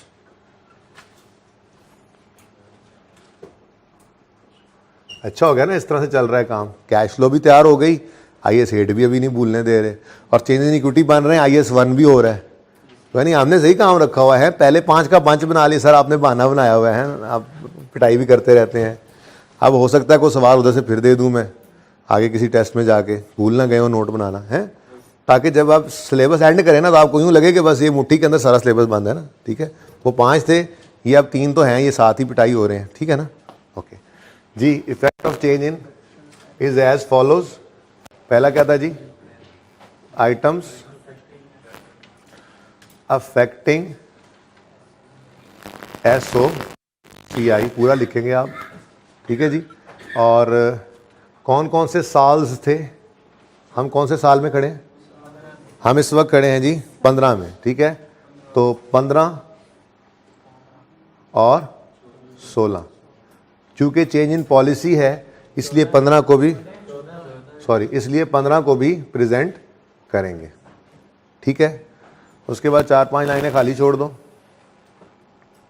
उसके बाद है जी आइटम्स अफेक्टिंग SOFP 15, 14 और 13। इस टॉपिक के अंदर लिखवाया नहीं था तो अब लिख लो। वैसे मैंने ख्याल में लिखवाया था कि 2 साल की इनकम स्टेटमेंट बनाते हैं हम, 2 साल की चेंज इन इक्विटी बनाते हैं और 3 साल की बैलेंस शीट। अब जब नोट में आते हैं तो फिर नोट में भी 2 साल की इनकम स्टेटमेंट, 3 साल की बैलेंस शीट, इस तरह से करके याद करवा दिया था। और फिर एंड पे जाके बताया था अगर पॉलिसी है तो इस तरह से, और अगर एरर हो तो करंट ईयर को प्रेजेंट नहीं करते। इतनी सी बात है बस, ठीक है। अच्छा चलो जी, अब शुरू करते हैं काम को, पर शुरू तो करेंगे सॉल्यूशन से, क्योंकि ये काम तो नहीं ना दोबारा कर रहे। अब सिर्फ स्टॉक बदला था, ठीक है, और उसकी वजह से प्रॉफिट पे असरात पड़े थे, ठीक है ना। डेप्रिसिएशन के अंदर भी मसला आया है 2014 के अंदर, उसको भी देख लेते हैं। चलें पहले स्टॉक की बात कर लेते हैं सारी, ठीक है। तो आइटम्स अफेक्टिंग SOCI में अगर हम 13 की बात, इसकी 14 की बात करें तो 14 के अंदर क्लोजिंग स्टॉक ओपनिंग स्टॉक है ना ये, ठीक है। ओपनिंग स्टॉक कम हुआ है, ओपनिंग स्टॉक कम हुआ है, लेकिन हमने तो इम्पैक्ट देना है ना प्रॉफिट के ऊपर, ठीक है। तो हम सिंपल सी बात कर लेते हैं, एसओसीआई के अंदर तो क्लोजिंग स्टॉक का इम्पैक्ट कॉस्ट ऑफ सेल पे पड़ रहा होता है ना। ये थोड़ी सी बात आपके साथ की थी ज़बानी, इधर देखो, सेल्स हैं 100 रुपये की, लेस होती है जी कॉस्ट ऑफ सेल, इसमें ओपनिंग स्टॉक था 10 रुपये, परचेजेस थी 50 रुपये की, क्लोजिंग स्टॉक पड़ा है जी 5 रुपये का, कॉस्ट ऑफ सेल बता दें 55 और जीपी 40। हमने यही बात तो की थी कि अगर आप क्लोजिंग स्टॉक को 5 से कम करते हैं और लाते हैं 2 पे मिसाल के तौर पे, बाकी सब चीज़ें सेम रखें, अगर 50, 10, 100, तो कॉस्ट ऑफ सेल कितनी आती है 58, तो प्रॉफिट कितना आ जाता है 40, यानी कि स्टॉक को 3 से कम किया तो प्रॉफिट भी 3 से कम हो गया एंड वाइस वर्सा, ठीक है। लेकिन देखें, हमने आइटम को भी बताना है जिसको इफेक्ट कर रही है ये चेंज, प्रॉफिट का तो हर सूरत में बताना होता था। यहाँ पे अगर आप बताते थे सेल बढ़ गई, सेल कम हो गई, रिपेयर एक्सपेंस बढ़ गया, कम हो गया, डेप्शन बढ़ गई, कम हो गई, ये लिखने के बाद एंड पे मैंने कहा था एक फरमाइशी प्रोग्राम भी होता है इफेक्ट ऑन प्रॉफिट, वो तो एंड पे बताना ही बताना है। अब डायरेक्ट प्रॉफिट पे हम इम्पैक्ट नहीं सोच सकते, हमें मजबूरन बताना पड़ेगा कि कॉस्ट ऑफ सेल का चेंज होना किस आइटम को हिट करता है दरअसल, जिस वजह से प्रॉफिट हिलता है। प्रॉफिट तो एंड पे आने वाली नेट फिगर है ना। तो भाई क्लोजिंग स्टॉक का हिलना दरअसल कॉस्ट ऑफ सेल को छेड़ देता था। अगर आप पूरी बात लिखें ना, याद करवाने के लिए मैंने रूल क्या लिखवा दिया था कि क्लोजिंग स्टॉक और प्रॉफिट का रिलेशन क्या है जी, डायरेक्ट। अगर क्लोजिंग स्टॉक बढ़े तो प्रॉफिट, भाई यहाँ चमक तो नहीं पड़ रही आमिर भाई, यहाँ तक, बस यहाँ तक, आगे नहीं लिखना, यहाँ तक सही है, थोड़ा और करीब कर लेते, तुम्हें पड़ती रहेगी चमक पड़ रही है, तुम सेट हो जाया करो। थोड़े से तो बच्चे आज बैठे हो, 50 बच्चे नहीं बैठे हुए, 30, 35, 40 बच्चे, यहाँ पे पड़ती है चमक, यहाँ से ऑनवर्ड्स ना, उधर नहीं जाएंगे, ऐसे ही है ना। अच्छा जी, क्लोजिंग स्टॉक अगर बढ़े तो प्रॉफिट बढ़ जाता है, ये हम रूल याद किया था ना। और क्लोजिंग स्टॉक कम करें तो प्रॉफिट भी कम, याद यही रखना है। अब कभी कभी मजबूरन इस तरह से भी आ जाता है सोचना, क्या क्लोजिंग स्टॉक का प्रॉफिट तो रिजल्टेंट फिगर है ना, दरअसल क्लोजिंग स्टॉक का हिलना कॉस्ट ऑफ सेल को छेड़ देता था। क्लोजिंग स्टॉक बढ़ाते थे 2 से अगर 5 पे ले गए, चलो इस तरह कर लेते हैं, ज़रा एक और भी बना ही लेते हैं, इसको 100, 10, 50 और इसको कर लो आप 9, ठीक है जी। अब क्लोजिंग स्टॉक आपने 5 से बढ़ाकर 9 कर दिया, cost of cell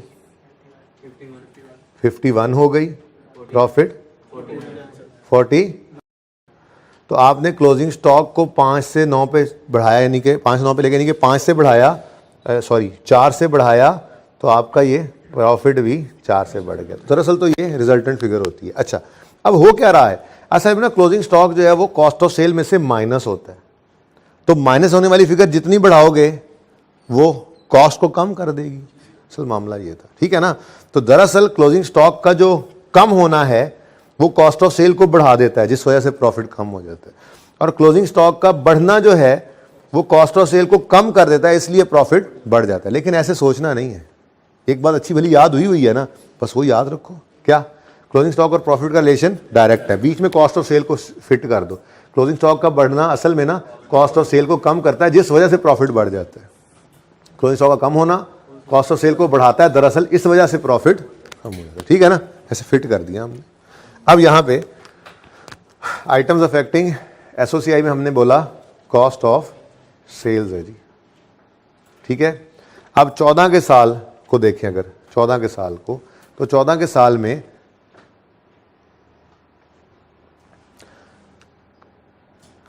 closing stock बढ़ा है, जिस वजह से कॉस्ट ऑफ सेल कम हुई होगी, और ओपनिंग स्टॉक कम हुआ है, जिस वजह से कॉस्ट ऑफ सेल बढ़ी होगी।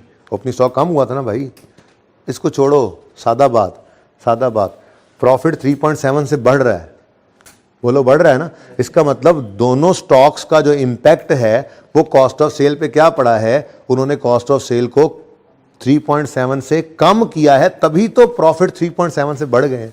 जरा इस तरह से सोचना पड़ेगा। इसका नोट मुश्किल है, इसीलिए मैंने अलग से उस वक्त बनवाया नहीं था, थोड़ा सा मुश्किल कर रहा है इसका नोट, ठीक है ना। तो ये बात समझ आई है, ये बात समझ आई है। नहीं समझ आ रही तो 1 बाय 1 सोच लो।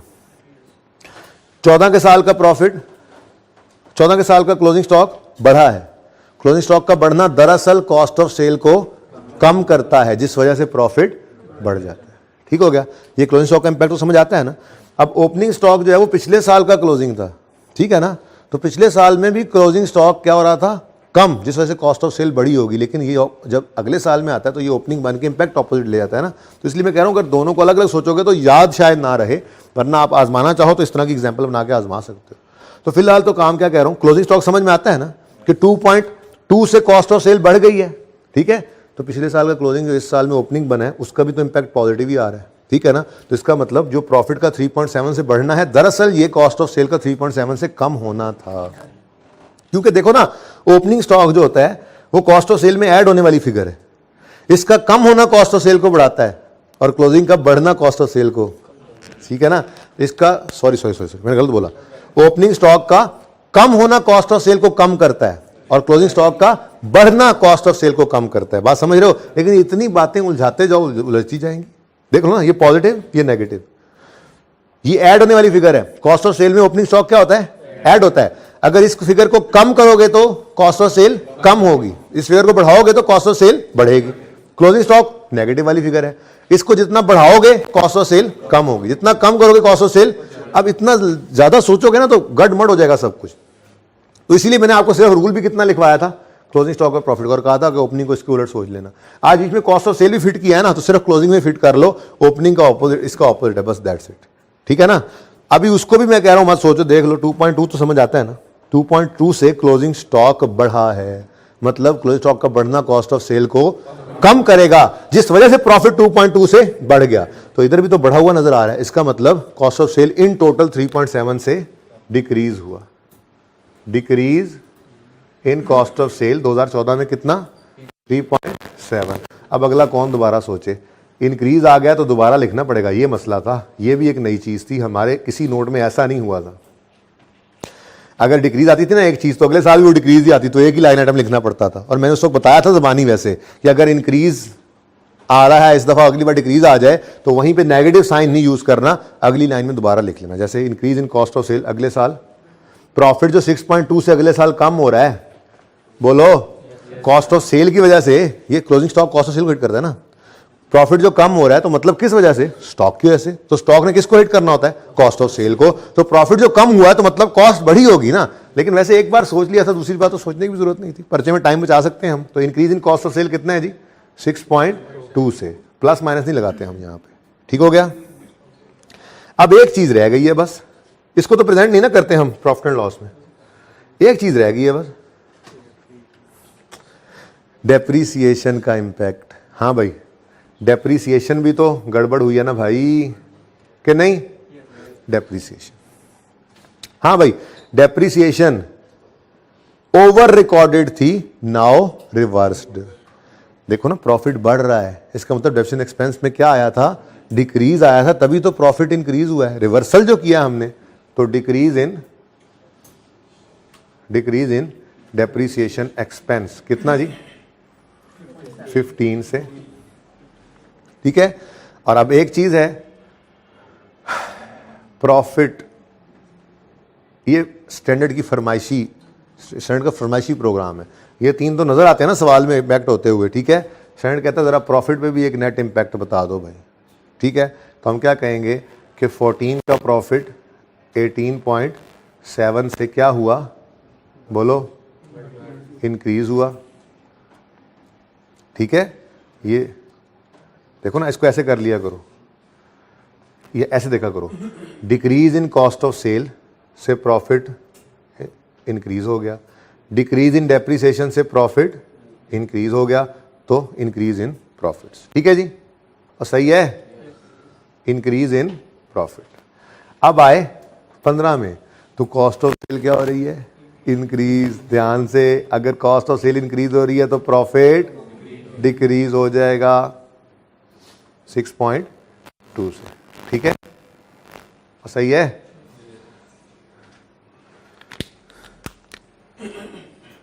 3 पॉइंट प्लस 3.7 प्रॉफिट बढ़ा है, प्लस 15 प्रॉफिट बढ़ा है, ठीक है जी। अच्छा, सही हो गया जी। बैलेंस शीट में कौन कौन से आइटम हिट हुए हैं? सिर्फ क्लोजिंग स्टॉक हिट हुए, ठीक है ना, फिलहाल सिर्फ क्लोजिंग स्टॉक, ठीक है। तो 13 का क्लोजिंग स्टॉक, जगह तो बनाओ, क्लोजिंग स्टॉक, हाँ जी 13 का क्लोजिंग स्टॉक, सवाल खोल के देख लोगे, नहीं देखना तो यहां से देख लो। 13 का क्लोजिंग स्टॉक क्या हुआ है? कम। क्लोजिंग स्टॉक 13 का क्या हुआ है? 1.5 से decrease, decrease in closing stock 1.5, ठीक हो गया जी। और क्लोजिंग स्टॉक 1 बाय 1 देखते जाते हैं, ठीक है। 2014 का इंक्रीज हुआ कितने से? 2.2 से इंक्रीज इन क्लोजिंग स्टॉक, ठीक हो गया जी। उसके बाद 15 का डिक्रीज हुआ 4 से, तो क्लोजिंग स्टॉक डिक्रीज, हाँ ठीक है, यहां भी लिख सकते हैं, कितना? 4.0 कर दो, फिर आप 4 पॉइंट लिख दिया, सही है भाई, बेहतरीन हो गया काम, ठीक हो गया, सही है। अच्छा, अब क्लोजिंग तीनों आ गए, अब ओपनिंग को ऑपोजिट सोच लेना है, नहीं सोचना तो यहां से भी देख सकते हो। यही क्लोजिंग अगले साल ओपनिंग बना था ना, ठीक है।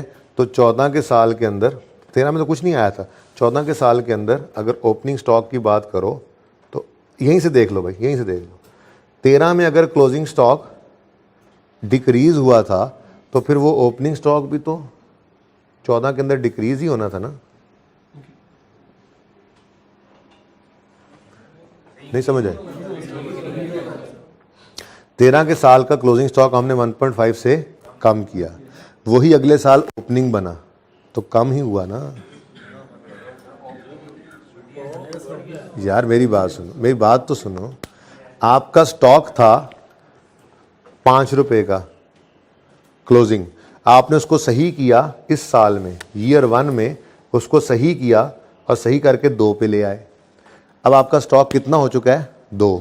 तो आपका क्लोजिंग स्टॉक 3 रुपए से कम होके 2 पे आया, तो यही अगले साल ओपनिंग बना है ना। तो अगले साल ये ओपनिंग 5 होता, 5 नहीं है, अब कम होकर 3 से 2 पे ओपनिंग भी पड़ा हुआ है। कैसी बात कर रहे हो आप लोग? नहीं समझ आई? कल क्यों, आज क्या है? माना कि क्लास का टाइम कम रह गया, लेकिन सुन लो फिर भी, ठीक है भाई। देखो मेरी बात सुनो, क्लोजिंग स्टॉक हमने कम किया, ठीक है, यही क्लोजिंग स्टॉक अगले साल का ओपनिंग स्टॉक बना के नहीं बना, तो स्टॉक क्या हुआ है? मैं प्रॉफिट पे तो इसका इंपैक्ट ले ही नहीं रहा, स्टॉक कम हुआ है ना। तो मैं क्लोजिंग स्टॉक में ओपनिंग स्टॉक की बात कर रहा हूं, मैंने प्रॉफिट की तो बात ही नहीं की भाई, ठीक है। तो ये जो क्लोजिंग स्टॉक 13 में डिक्रीज हुआ था, वो क्लोजिंग स्टॉक 14 को ओपनिंग बन के भी उसका डिक्रीज ही रहेगा ना, ठीक है। वो अलग बात है कि इन दोनों का इंपैक्ट अगर आप गौर करो तो इसका बढ़ना प्रॉफिट को बढ़ा गया था, इसका कम होना प्रॉफिट को बढ़ा गया था, यही तो हम करके आए हैं। बहरहाल घर जाके ठंडे दिमाग से सोचना, ठीक है। उसके बाद 14 का जो क्लोजिंग स्टॉक था वो इंक्रीज हो गया था, तो 15 में वही ओपनिंग बनेगा तो वो भी इंक्रीज है, तो 2.2 से, ओहो हाँ सही है, इंक्रीज इन ओपनिंग स्टॉक आ गया और कहानी खत्म हो गई। अब आएगा फरमाइशी प्रोग्राम, ठीक है। अच्छा वैसे वो डेप्रिसिएशन का इम्पैक्ट जो निकला था, वो डेप्रिसिएशन का इम्पैक्ट डबल एंट्री क्या बनती थी उसकी? डबल एंट्री क्या बनती थी उसकी?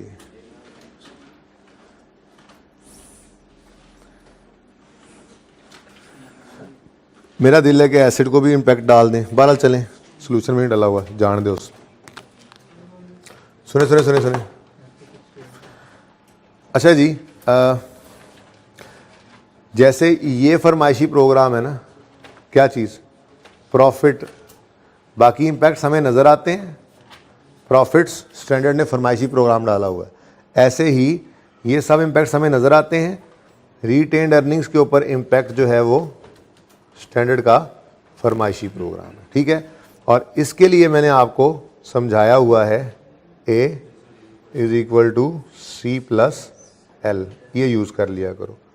तो क्लोजिंग स्टॉक एक एसेट है, उसमें 13 से क्या आ रहा है, डिक्रीज, और लायबिलिटी तो कुछ है नहीं 1.5 से, ठीक है जी। तो यही हम डिक्रीज इन रिटेन्ड अर्निंग्स ले लेंगे, ऐसे ही है, ऐसे ही करते थे ना, तो इसी तरह से आगे भी लेते जाओ। ये डिक्रीज इन रिटेन्ड अर्निंग्स है 1.5।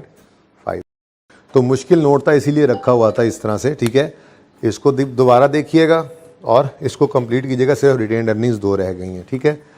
होमवर्क के अंदर चांद पेंट्स जा चुका है, 3 का नोट पूरा करिएगा। हाँ मुझे पता है उसी को दोबारा करेंगे आप, बहुत अच्छे बच्चे हैं आप लोग, लेकिन आसिफ इंजीनियरिंग को भी करके आइएगा, ये मैंने आपसे डिस्कस करना है। मार्वलस हो गया था, ये भी टेस्ट में आया था गालिबन, मैंने खुद करवाया था, मुझे नहीं लग रहा मैंने खुद करवाया था। सॉल्व लाइए, चलो अच्छी बात है। तो भाई पास पेपर 2 चांद पेंट्स और क्वेश्चन बैंक 6 आसिफ इंजीनियरिंग, और अगेन माजरत के साथ कैश फ्लो के MCQs क्या कर सकते हैं, ठीक है। तो पास पेपर नंबर 2 चांद पेंट्स, उसके बाद क्वेश्चन बैंक नंबर 6 आसफ, ये दोनों हैं IAS 8 के, ठीक है। उसके बाद ऑल MCQs ऑफ IAS 7, ठीक है जी। ये 3 होमवर्क हैं, इंशाल्लाह कल ये टॉपिक कंक्लूड हो जाएगा। और कल क्या हफ्ता है, ओहो, इसका मतलब मंडे को, हाँ कल भी आना है, फिजिकल क्लास होगी मंडे को इंशाल्लाह, अल्लाह ने चाहा तो नया टॉपिक शुरू करेंगे, होपफुली EPS। अल्लाह हाफिज़।